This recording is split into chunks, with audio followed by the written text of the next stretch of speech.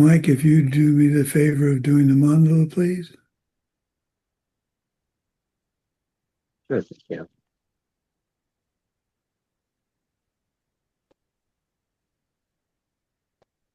Sashi Poki Jokshin Me Tok Trom Rira Lingshi Ninde Genpadi Sange Shingdu Mikte Uwargi Jokun Namdak Shingla Druparsho Idam Guru Ratna Mandalakam Niryatayami.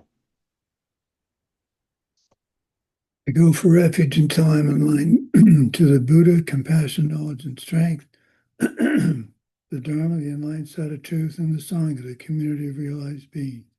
From the virtuous merit I create from the practice of giving with the understanding of emptiness, moral discipline with the understanding of emptiness, patience with the understanding of emptiness, joyous effort with the understanding of emptiness, concentration and wisdom, may I attain the state of a Buddha for the benefit of all living beings. I go for refuge until I am enlightened to the Buddha, compassion, knowledge, and strength, the Dharma, the enlightened side of truth, and the Sangha, the community of realized beings. From the virtuous merit I create from the practice of giving with the understanding of emptiness, moral discipline with the understanding of emptiness, patience with the understanding of emptiness, joyous effort with the understanding of emptiness, concentration, wisdom, may I attain the state of a Buddha for the benefit of all living beings. I go for refuge until I'm enlightened to the Buddha, compassion, knowledge, and strength, the Dharma, the enlightened side of truth, and the Sangha, the community of realized beings. From the virtuous merit I create from the practice of giving with the understanding of emptiness, moral discipline with the understanding of emptiness, joyous effort with the understanding of emptiness, concentration, wisdom, may I attain the state of a Buddha for the benefit of, I will attain the state of a Buddha for the benefit of all living beings. Okay, rejoicing. Who all's here to do rejoicing? Katya, we'll start with you. What do you have to rejoice? Hi, hello. Happy Thanksgiving Day. Thank you. And I rejoice in having the opportunity to be here with all of you, sharing Dharma, and I dedicate it so that we can all have these opportunities more and more times. Very nice. Oh, we're doing our best. Mike, you're up next. Oh boy. I rejoice that I was able to go see some friends and stay with some friends for Thanksgiving, and have people around me that I enjoy being around and that I've known for a long time. And I dedicate that to everyone having the people that they enjoy around them. Are you in Sedona or did you go back to Baltimore? I'm in Las Vegas right now. Okay, well, we couldn't have guessed that one. Okay. We're not going to casinos, don't worry. Okay, Avilda, how about you? Good morning, good afternoon, good day, everybody. Yes, it is a day of rejoicing, as every day is a day of rejoicing. And so many things to rejoice for. I rejoice I'm with my family on this day, that we share bread. And I share bread with others during the week and helping. Most especially, I have in my mind rejoicing that I have the karmic seeds to be fully engaged in my practice and in my studies. As the ebb and flow of life, there are times when I leave the garden, and there's times when I rejoice that I'm back in the garden and back in the groove of studying and practicing more diligently. So I rejoice at that. I rejoice that I'm here, and I rejoice that you're here, and I'm rejoiced that that I have the Dharma in my life, and that I can continue practicing it with every breath that I take. Excellent. I dedicate that so every human being can reach the enlightened state. Okay, Lydia, what do you have to rejoice in today? Hello, Holy Lama. Hello, everybody. Today I did yoga with Geshe Michael online, yoga Lady Nigume, and I feel a lot of joy inside right now. That's all, I think. So much Okay, joy. well, that's plenty good rejoicing. Okay, Svetlana. Hello, everyone. Happy Thanksgiving Day. And I'm also rejoicing that we are all here together, especially in this day. And I'm rejoicing in supportive environment, in support of my colleagues. When I had some emotional breakdown, they found some words which can encourage and give strength. And it comes from my past seeds of supporting other and make themselves to believe in them, make them to believe in themselves. And I rejoice that I have such seeds and dedicate that everyone has support on this path and can reach total enlightenment with joy and happily. Okay, very good, very good. Anna. While Anna's doing her rejoicing, I forgot to take my medicine, so I'm just going to do that. I will be right back. Go ahead, Anna. Hello everyone, hello dear Lama Sumati.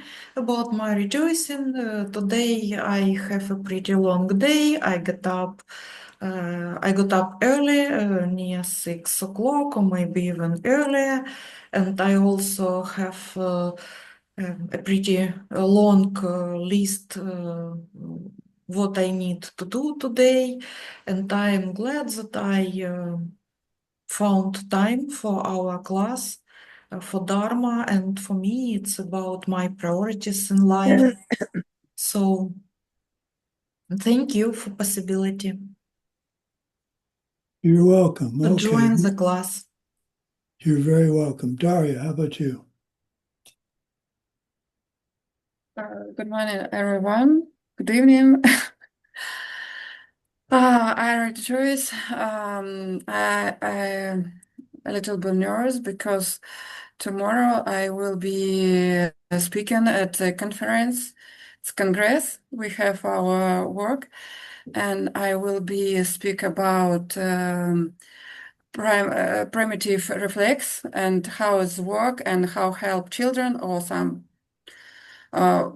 adult people. For example, dear Lama Sumati or Parkinson, you have not integration reflex and how help people this. And I'm nervous because I still need to finish right, and I'm not. You'll be fine. You're going to do Yeah. great. Don't overthink it. Just be yourself and enjoy the fact that you've been asked to do the teaching. Thank you. I know you're going to do fine. We all know you're going to do fine. Okay, who's left here that I can't see on my screen? Our dear interpreter, do you have anything you'd like to rejoice in besides having to put up with me? Yes, I want to rejoice on this possibility to be grateful and be thankful. Yes, it's maybe amazing seeds that we can realize it and we can do it. So Yes, we all, thank you. that's something I think we all tend to forget. We have the amazing seeds to have someone like Geshe Michael in our lives. And I have the amazing seeds to see all of you. So my rejoicing.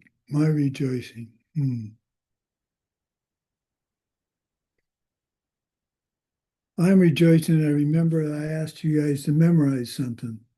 So who wants to volunteer that they did the memorization? Nobody? Well, then, okay, Svetlana, fire away. With my body, speech, and mind, humbly I prostrate. I make offerings both set out and imagined, and confess in all my wrong deeds from all times. I rejoice in the virtues of all. Please stay until samsara ceases and turn the wheel of the Dharma for us. I dedicate all the virtues to the great enlightenment. Very good. Very good. Okay, Mike.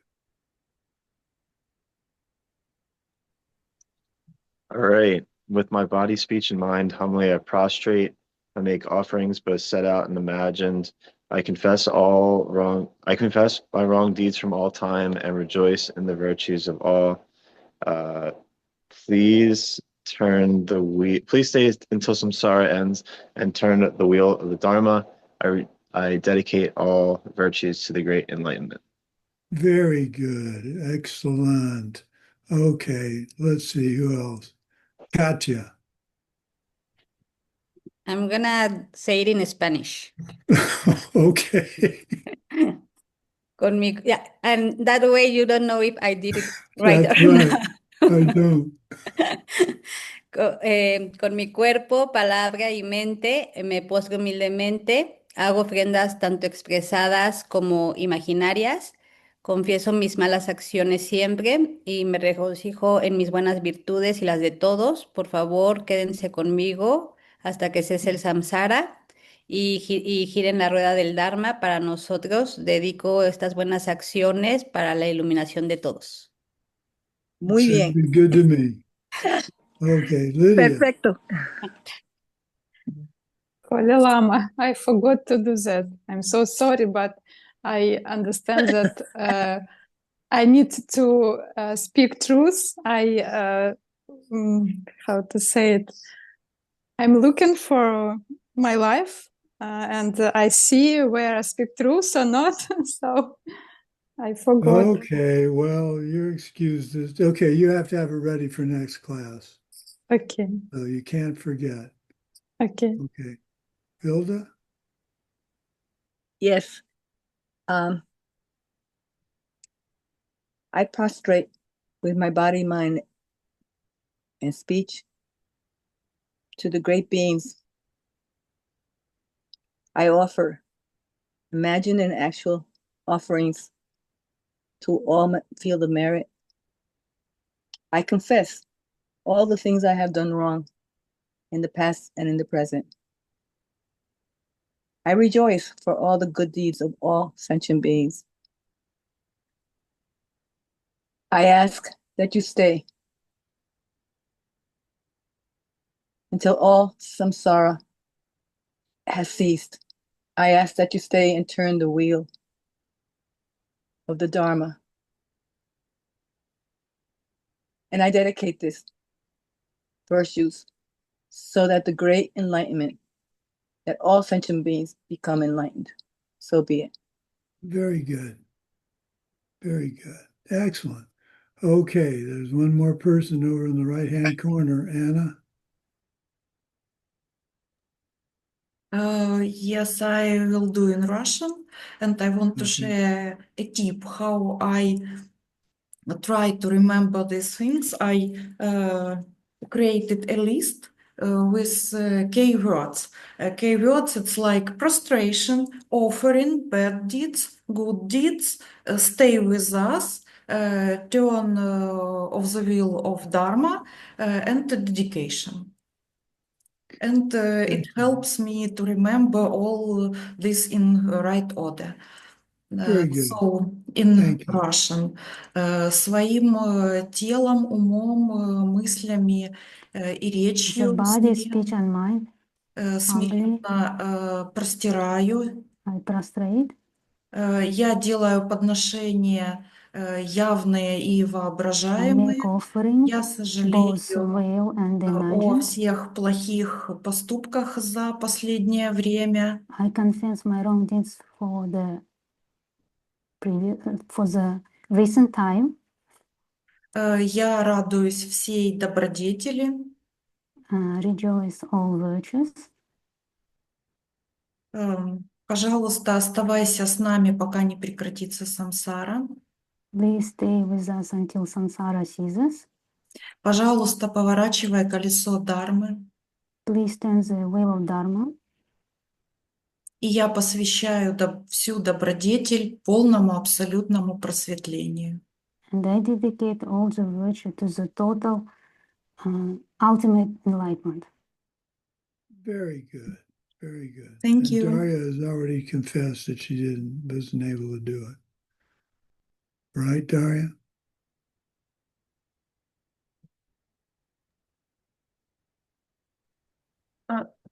Almost, You want to I will try? study. Okay. Okay. And Rick's can listen but can't talk, and I think that covers everybody on my screen. Okay. Well, here we go. Let's go with class then. I have a question before we start. Okay. It's about the 4 dedications. Are they one and the same as the 4 immeasurables? May all sentient beings have happiness and its causes. No, I wouldn't say. I don't think that's true. Okay. I have to study that better. Thank you. Okay, so you should have the slides there in front of you. Now, my computer, I'm in the process of backing up 16 terabytes of data. So my computer's having a little trouble understanding what I'm doing. So if things clog up, we may have to push the rest of the class till next week. I apologize. I didn't think it was going to take this long, but it is. Okay, here we go. So the Guide to Bodhisattva's Way of Life, Part 1, Class 7, How to Fight Mental Afflictions. Now, because I know all of you are very relieved, we're not having a review. But we'll have double review next week. Okay, what's the definition of a mental affliction? Who can give me the definition of a mental affliction? The mental affliction is something I have when we do reviews. Well, that's putting a personal touch on it. A thought that ruins your peace of mind. That's pretty good, Mike. Good or bad thoughts taken to the extreme. Now, that's something I think it's really important to remember. It's good and bad thoughts. When I have a good thought, well, I've told this story before, but I was at about 2 in the morning one morning, and I was working on one of my books, and I made a breakthrough. I found a piece of information I really wanted to, really glad I found. So like a fool, I went in to tell my wife, forgetting what time it was, and it was 2:30 in the morning. And one thing you don't want to do is wake up my wife at 2:30 in the morning. It's a really bad idea. So that was an example of the good thought that's taken to the extreme. So the point is, don't get overly excited or over about good things or bad things unless you really understand where they're coming from and you're really happy that you did something in the past. If you remember that, be as happy as you want. If it doesn't give you excuse to be angry, though. The only happy state of mind that is virtuous is regret, not guilt. Regret. I'm sorry I did this. It's not, oh, people are going to hate me for doing it. That's guilt. I regret doing something. I regret waking my wife up at 2:30. It was my mistake, and I know what it's done. It set the interruption to come to me in the future. So as long as you keep these kind of things in mind, then regret is a virtuous thing. In case you might have thought you became an arhat overnight. And what is an arhat? Who can define arhatship to me? Somebody who stopped mental afflictions. Yes, they've reached nirvana. Very good. Check and see if you have any thoughts, bad thoughts, since you woke up that ruin your peace of mind. If so, you're not an arhat. This is just a little joke that Geshe shared with us. Actually, I have something to rejoice in. Yesterday morning, I woke up and for 5 minutes, I didn't have Parkinson's. For 5 minutes, I had no tremor, and I still stumbled a little bit walking, but I looked at my hands and I thought, oh my God, this could be the day. Well, it wasn't quite the day, but it was very pleasant not to have any of those sensations for 5 minutes. So I think everything I'm doing is working. Okay, let's move along. Never being jealous, never being annoyed at people parking improperly. This reflects when I taught this last in Diamond Mountain, not putting shoes up before they enter into the temple, things like that.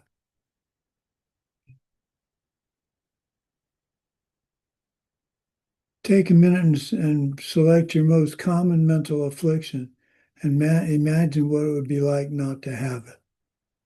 What's my most common mental affliction now? I think getting frustrated at what I can't do because of Parkinson's. That's probably the one that pops up the most. I get mad at myself for not being able to open Ziploc bags, stuff like that. So think about what it would be like to not have it. The only thing we can be angry at and be doing a good deed is to be angry at our mental afflictions. So I'm angry that I get mad, but it's still not good to be getting mad. It seems like it's a good deed, but it's disturbing my mind. So I take it to be a bad thing instead of acceptable.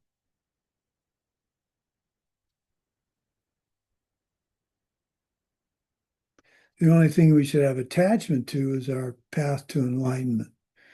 Now I'm trying to think of what's my worst attachment.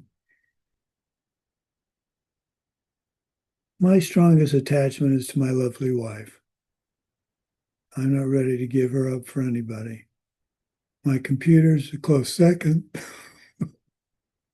Don't tell her that. She knows it already. My truck was one of my, in fact, that's probably, and none of you knew me back then, but, well, Vilda did. My truck was third to my wife and Geshe Michael, was the most treasured thing I owned. I loved that truck. Didn't have a name though, which is usually what I do with things. I don't have a name for my computers either. Okay, I digress. Can you feel pain and not have a mental affliction? Pain is something we all have to deal with at some point or some points in our life. And if you have pain, can you possibly have pain and not have a mental affliction? Well, there's the King of Kalinka story. How many of you know this story? 1, 2, 3, 4. Avilda, you must know it. 5. Daria, well, this is the short version. Lord Buddha, in a past life before he was Lord Buddha, was asked by the King of Kalinka's wife to teach her some Dharma. So now this is interesting. He was a monk and he shouldn't have been in the presence of a female that wasn't a relative of his. So she had her bodyguards around her, I guess. So he was sitting there teaching her and having a good class. And the King of Kalinka rode up on his horse and saw what looked like something that shouldn't be going on. He was a jealous man. And so he got off his horse and proceeded to attack the Lord Buddha as the monk. And he ended up cutting off his limbs as he was angered because of his presence with his wife.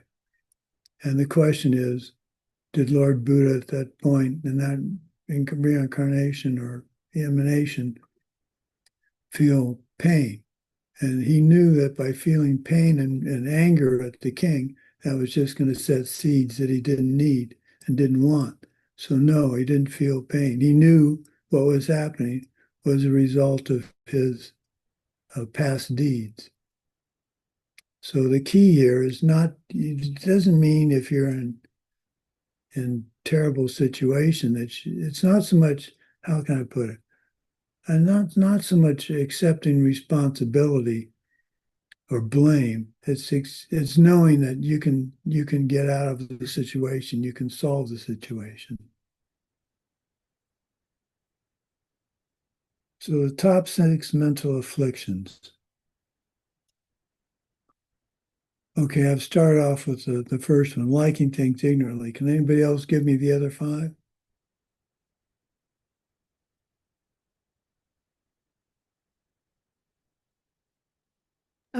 Can I try Sure. some of them? Like disliking things ignorantly, ignorance itself, pride, jealousy, and maybe something else. Maybe craving, no? Anger. Well, let's see what I put down. Liking things ignorantly, disliking things ignorantly.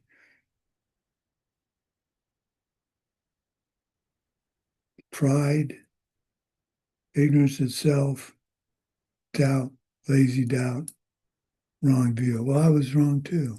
Well, very good. Okay, let's go through each one. Liking things ignorantly. You misunderstand the object's nature, meaning you forget that it's not self-existent or where it's coming from. You see it as self-existent and are willing to do a non-virtue to get it or keep it. Buddhahood is not about stopping liking things. We can like things. We should like things as we're trying to become a Buddha. But it's liking things ignorantly that's the problem. So the V for Vendetta, I collect soundtracks. I like, when I see a movie and like the music, I collect the soundtrack. So V for Vendetta has the 1812 overture in it, particularly nicely. And I like that piece of music. So I order the V for Vendetta CD, soundtrack CD. It comes in the mail. And it says, not for public release. So the guy who owned who sent it to me, sent me one that wasn't supposed to be sent or paid for. So I called him. It was $5.40.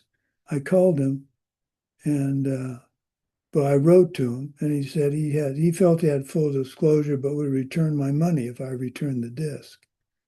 Well, it was wrong for him to send it. It'd be wrong for me to return it and have him send it to somebody else who wasn't as particular as me. So I didn't ask for a refund and I destroyed the CD because it was the wrong thing from, that was a case of my not ignorant liking. I didn't want that so badly that I'd break a vow to get it. So that's the kind of thing we're looking for. When you have an opportunity and you say to yourself, well, just this one time, it's okay. Stop and say, no, it isn't.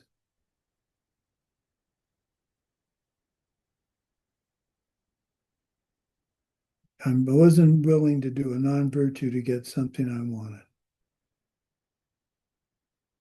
It's not a mental affliction to desire nirvana or enlightenment or a good dinner or a movie. If you understand that you are enjoying the meal or whatever as a result of your past good deeds. So dedicate this pleasure, dedicate knowing this pleasure, understanding where the pleasure came from to your future enlightenment. Ignorant disliking. Ignorant disliking by misunderstanding the object's true nature, basically saying you're forgetting where it came from. So there are 4 points of virtue. And this I remember, let's see, let me see if this is, if I'm right. Yeah. Not responding to scolding with a scolding. So someone gets mad at you you don't respond by getting mad back at them. Not responding to criticism with criticism. So someone complains that I talk too fast and an interpreter is having trouble. So instead of me saying, well, you talk too fast too, or you should be able to interpret. And I'm not saying this to our lovely interpreter now. This is a general interpretation issue, since many of my interpreters are staring at me at this point.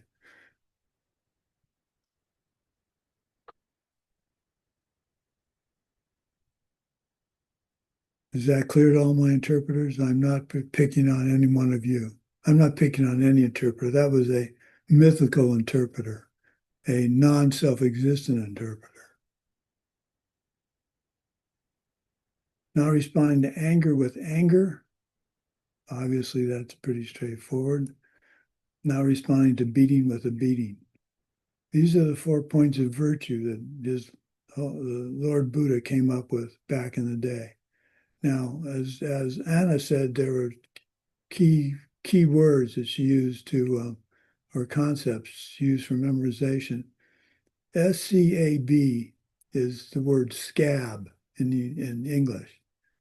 And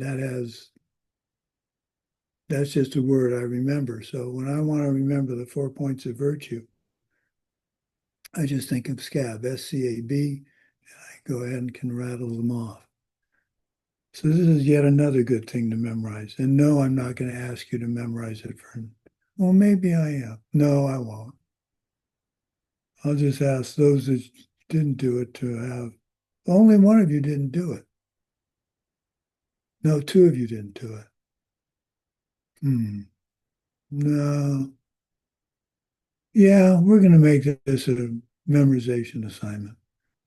So, 4 points of virtue. You'll get these slides after class. And Daria, your talk will be over by then, so you can focus your attention on memorizing.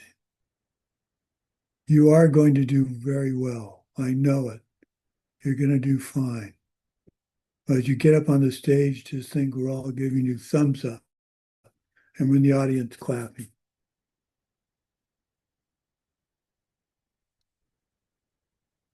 Three spheres of a yelling boss. Let's see. Mike, can you give me the 3 spheres of a yelling boss? It's the subject, object, and interaction between. Right. So what would that be using the boss? So the subject is me, the object is the yelling boss, and the interaction in between are like the words and the facial expressions and the like what's happening.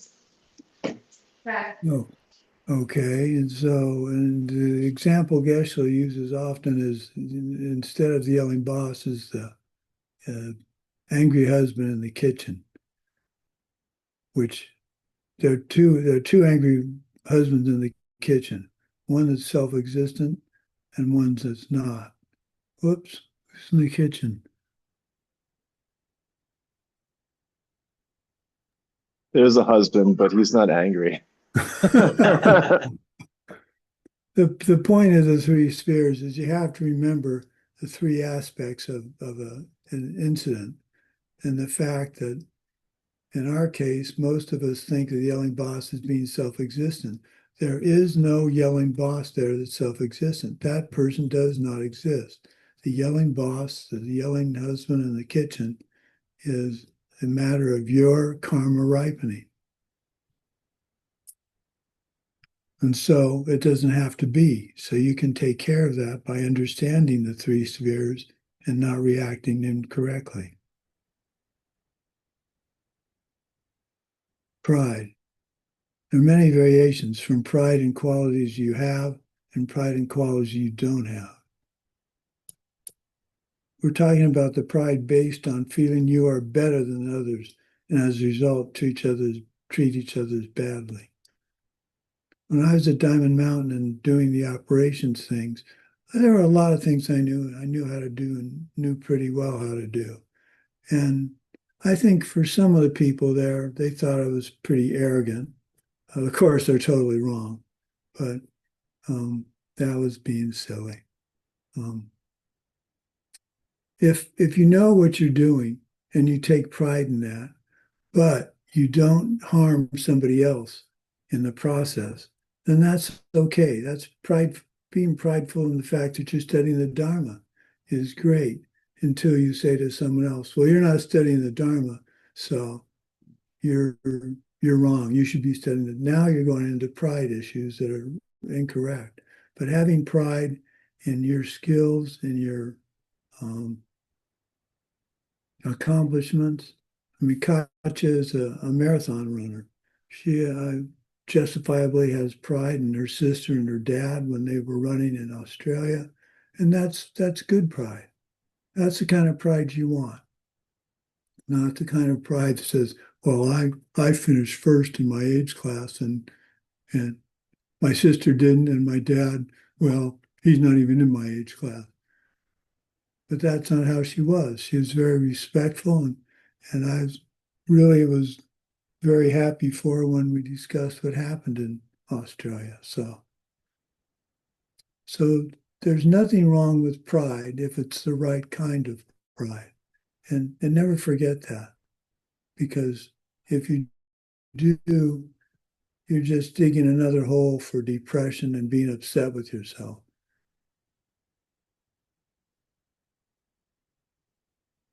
What do I take pride in?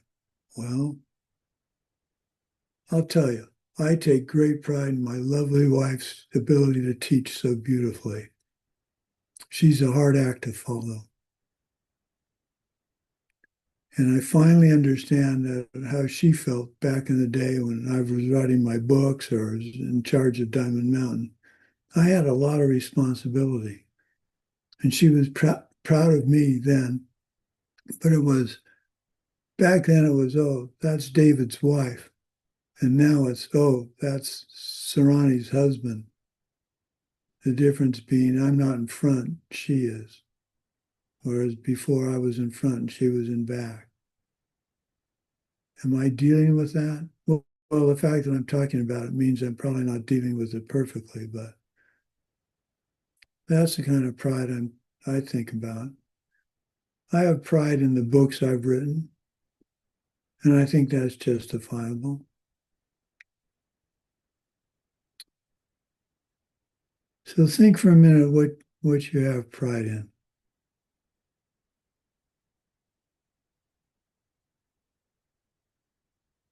And rejoice in the fact that you can have pride that doesn't cause anybody else to be treated badly. Condescending, arrogant pride, that's what most people, I think if you were to ask what about pride, most people would think about the condescending, arrogant type of pride. I think our current president has that kind of pride. And I'm very sad to see that. And I know where it's coming from. And so I have to be sure that I don't have that same kind of arrogance.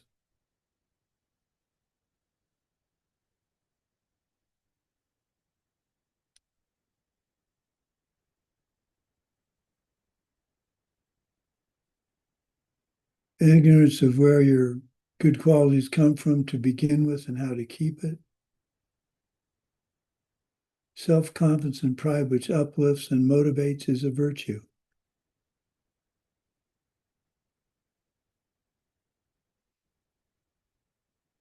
All good qualities that you come from not being proud in an ignorant way.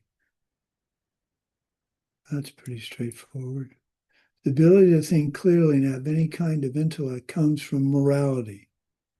Treating others badly due to ignorant pride is a cause for future stupidity and dull mental qualities.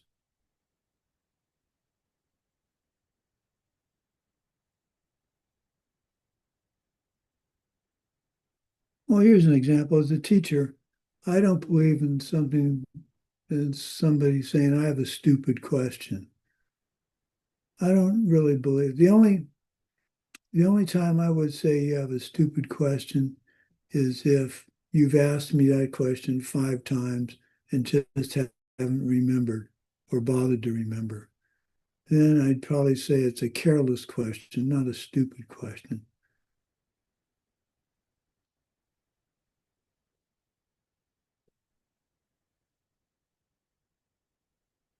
Ignorance itself, not knowing the laws of karma and other natural laws. Lazy doubt. Buddhists have to examine and test all the teachings to see if they're worthy to be followed. And that's one of the features of Buddhism that I really like. It's up to me to decide whether something's worth studying or not.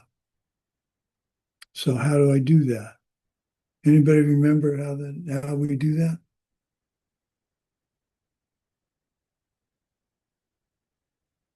It's like rubbing, Go ahead, Svetlana. rubbing, melting, and the third one is Cutting. Cutting. Oh. Right. Okay, for those of you that don't know what we're talking about, back in the day, before they had all the sophisticated instrumentation they have now, there were 3 ways to determine whether gold or another precious metal was indeed what you were looking at. To me, brass looks a lot like gold. So melt it means to test it against your own direct experience. In the Dharma, melt it for the determination of gold. Gold has a very specific, pure gold has a very specific melting point. And any alloy or mixture of other metals lowers the melting point significantly. So if you melt it and it melts at the wrong temperature, it's not gold. If you melt it and test it against your own direct experience, then it's probably not worth studying. Cut it, and cutting it, you'd cut a piece of jewelry or a chandelier that looks like it's made of gold. You'd cut a piece of it to see if it's gold plated. Here it means to test it against your own logical analysis and whether or not the Lord Buddha's words are internally consistent. And I'll come up with an example in just a minute. Rub it, file it, means his words contradict an authority you reasonably believe to be speaking the truth. Back in the day, you could take a piece of slate and you could rub a standard, a piece of gold that you knew was 24 karat gold on the slate, and it would leave a colored streak. And you do the same with the test object, and you'd see what the color streak was. And if they didn't match, then it wasn't pure gold. It was some alloy. So this all has to do with trying to determine the quality of gold, a very valuable commodity back then, and as is the Dharma now. For example, if you build up a relationship with a great Lama over a period of years, and you realize they would never intentionally mislead you or claim something they didn't know to be true, do the words of Scripture contradict what you believe from this authoritative source? So I compare anything I was worried about was not possibly true to what I'd learned from Geshe Michael. And if Geshe Michael contradicts what I have in front of me, then there's a pretty good chance it's incorrect. Another example is being able to understand whether what Lord Buddha is talking about was literal or figurative. The one example I like to use here is we have it's not a vow, it's a vow not to do the 5 heinous crimes, but kill your mother and father is brought up sometimes in the Dharma. And people go, well, Buddhists don't kill their mother and father. This is teaching something that's abhorrent. You shouldn't be a Buddhist. Well, you can think that, but you'd be incorrect, because what he's saying is kill your parent, the parent of all your problems. Your mother and father are the mental afflictions. Kill your mental afflictions and you will reach Buddhahood. So it was figurative versus literal. And that's a whole, course 15 is full of the figurative and literal. And so that's going to be a fun course to teach you all. Course 15. Wow. We're getting close.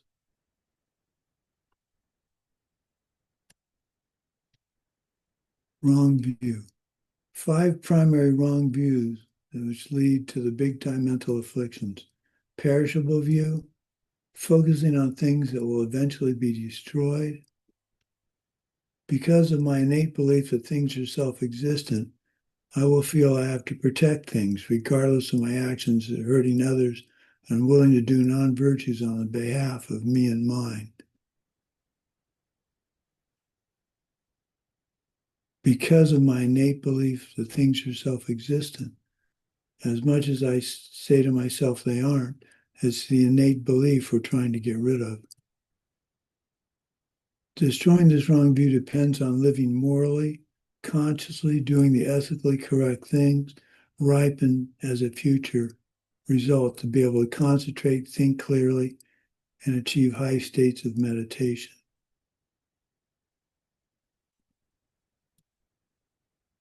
The last mental affliction at the 8th Bodhisattva Bhumi is the most subtle tendency to see things specifically as me and mine, as self-existent.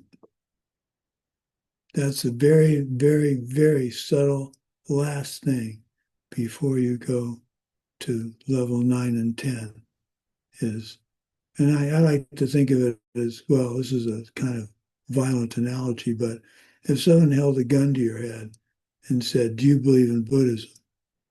Do you believe things are self-existent? You'd be saying to yourself, well, no, they aren't. But would you really believe it? Do any of us really believe it when we say things are not self-existent? It's not a matter of, well, how can I put this? I think I can say, I believe things are not self-existent. I believe that, but my reactions in life still revolve around them being self-existent, even though I don't think they are.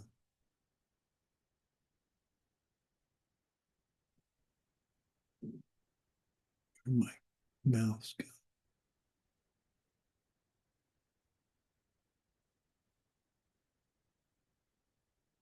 Extreme view. Holding things are either non-existent or they appear never to change, so who cares? For instance, I'm self-existently Sumati. That means I exist independent of other factors, in particular, independent of my your mental projections of me. If this is true, I cannot change, because change involves being influenced by something else. So if I was self-existently Sumati, I couldn't do this, because that's a change. My hands changed position. So obviously I'm not self-existent. If you understand and buy into our concept of self-existence and its definition. If I do change, then I can't exist the way you think, so I must not exist at all. That's obviously the wrong, one of the extremes, or wrong from wrong teaching on emptiness. Nothing exists, so who cares? I don't exist at all. Well, that freaks people out. Or nothing exists, so who cares? The two extremes.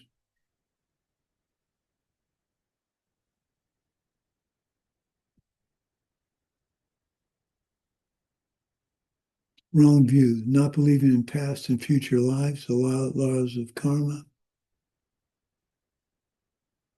Now, this is an interesting question.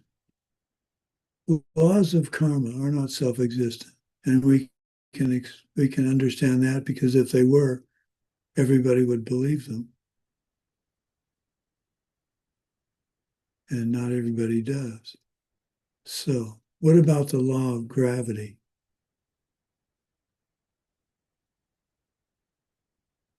Is that self-existent? Can't be, but it's a law of gravity. We all agree.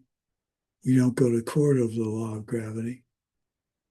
But if the law of gravity was self-existent, then being weightless in space wouldn't happen, because when you're weightless in space, gravity doesn't appear to be happening. Just something to think about. Hi, Olga. Good to see you. Okay. Believing your wrong views are best, rejoicing in your own ignorance, believing in mistaken spiritual hardships are the right morality, beating self, starving, torturing yourself. Master Shantideva's battle cry. These top 6 are the scourge of humanity and your mortal enemy. You must constantly fight them. This is the battle that you are the warrior saint in, battling to win the fight to reach total enlightenment. All bad things come from mental afflictions, and there are 84,000 of them. Lord Buddha says these are the top 6. When conventional enemies die in battle, while conventional enemies die in battle, mental afflictions perpetuate themselves through our very own behavior. So again, think of the top mental affliction and think of what it would be like to not have it, how wonderful that would be. We tolerate great discomfort in our jobs to get the paycheck to afford our things in this world. Yet when it comes to even trying to change a bad habit, a little tiny bit, we can find all kinds of reasons not to. I've told this story perhaps one too many times, but I like it, so I'm going to tell it again. I had a friend who was the first captain of one of the submarines I wrote one of my books about. And at the age 60, having smoked cigarettes, cigars, and a pipe for untold how many years in the Navy, at the age of 60, he dropped it cold turkey and never smoked again. Now that's someone who's breaking a bad habit and broke it and kept it. That really impressed me.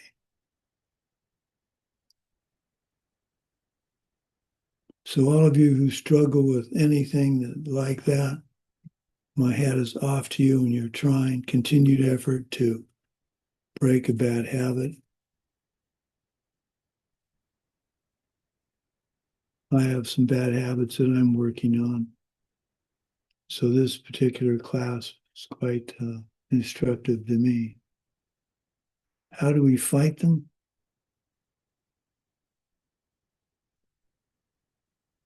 Use all that we talked about to identify them, seek them out, and destroy them with your newfound wisdom of what they are and where they came from, and don't let them back in your life. Easier said than done, but try.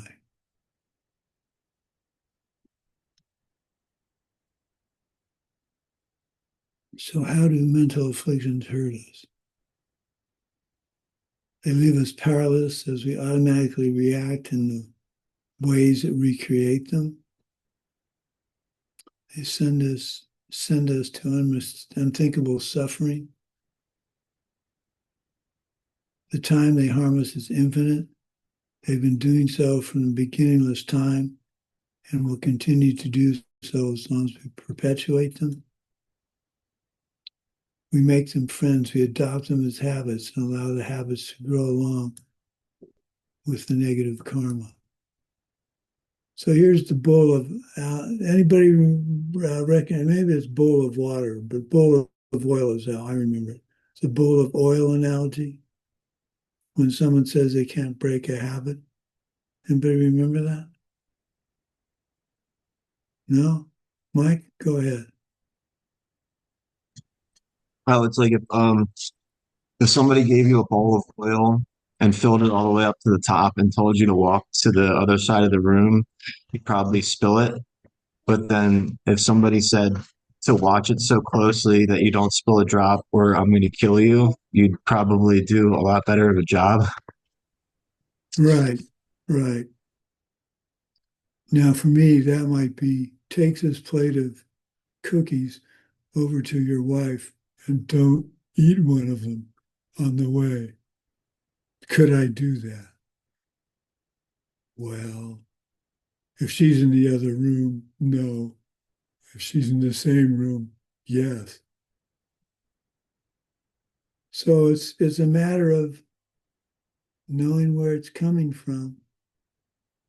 And I know it sounds easy, and it is in many ways, but it's a struggle we all have. And I think it's the kind of struggle. Well, that struggle is interesting. You could teach that as part of the pervasive suffering, the third suffering, because mental afflictions are always or pervasively in our life, testing us constantly. And that's why when many of you have questions about what to do in a certain situation, I like to think ahead of. So you're gonna go to work and someone's gonna trigger you to be annoyed. Think ahead, think visualize, play the script of that happening. But this time, when you play the script now and before the next day of work, you say to yourself, I'm not gonna respond. He's gonna, well, for instance, I have a particular relative that triggers me every time I go see him. And I say to myself in preparation for visiting, I say to myself, do not respond by ignoring him or thinking he's not pleasant to be around.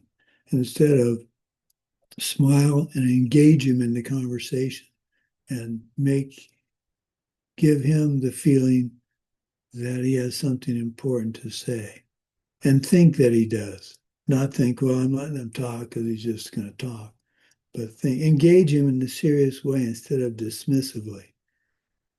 And when I do that, I play that scenario out. It usually works pretty well for about an hour, and then he'll say something that's really dumb, and it gets me back into thinking he's, well, what he is. So bowl of oil. You can do it. You just have to buckle down. So I've asked you, I need to write this down. I've asked you to memorize the 4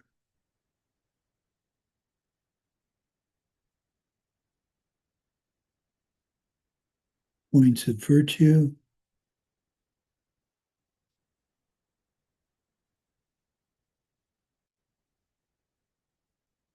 And I think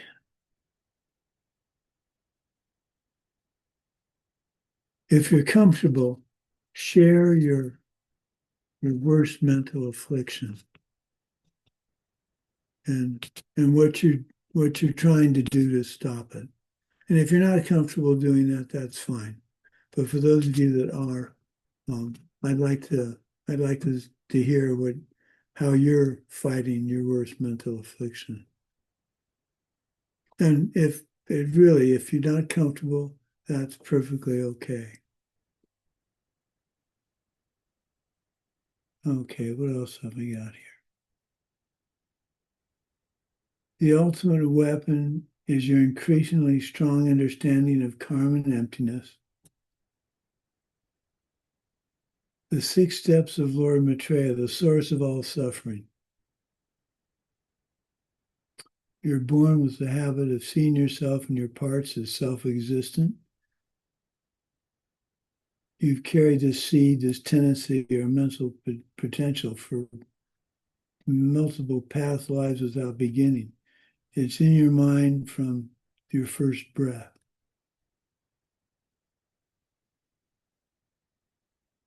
The tendency to see you and your parts of self-existent grows and becomes stronger.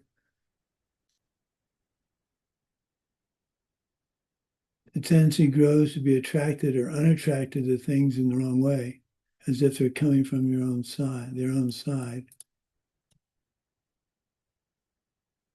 Thinking something is self-existently good or bad. This is the crucial step in the process. It's okay to like and dislike things, but recognize they're coming from your karma, not from their own side, or worse, from someone else's belief.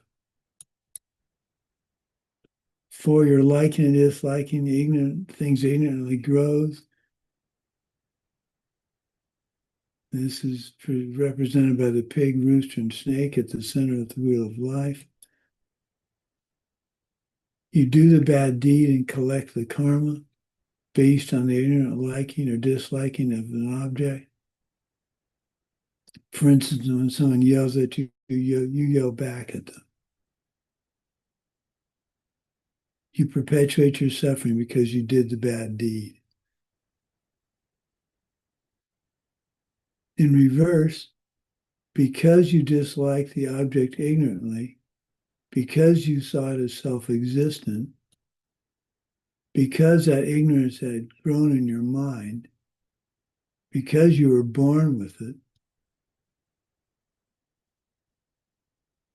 that shows you how you can stop it. It all comes down to thinking things are self-existent. What happened? There we go. If you understand emptiness and karma, you can stop responding to the things you dislike ignorantly and stop collecting bad karma.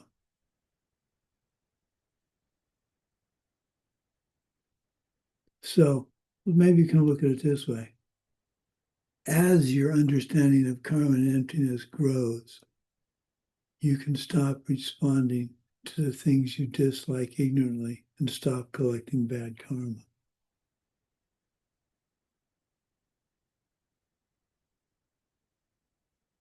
So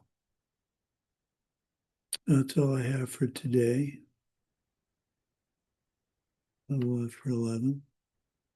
Okay, so for those of you that didn't do the assignment for the 7-limb prayer, you'll have that ready for me. And then memorize the 4 points of virtue. These are good things to have in your pocket.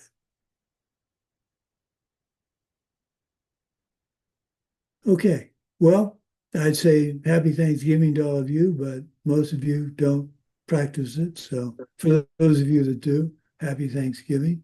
For those of you that don't, thank you for your good wishes. And we will see some of you tomorrow for the White Tara soak. And that's it. Okay. Thank you. Bye-bye. Thank you so much, Holy Mom. Thank you so much. Please stay and keep teaching us. Well, Katya, can you stay for a minute? Mhm. So you got the email.